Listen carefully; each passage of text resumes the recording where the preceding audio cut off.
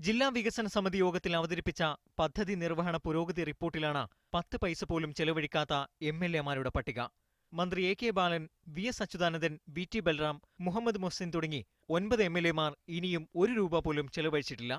ഈ സാമ്പത്തിക വർഷം അവസാനിക്കാൻ ഇനി ദിവസങ്ങൾ മാത്രമാണ് ബാക്കി.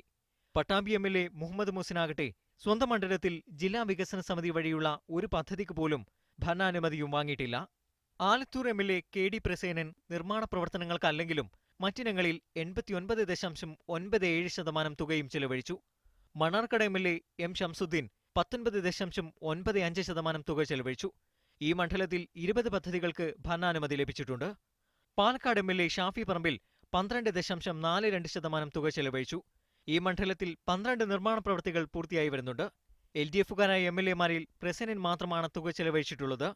ജില്ലയിൽ 9 LDF എംഎൽഎമാരും 3 UDF എംഎൽഎമാരുമാണുള്ളത്. മീഡിയ 1, പാലക്കാട്.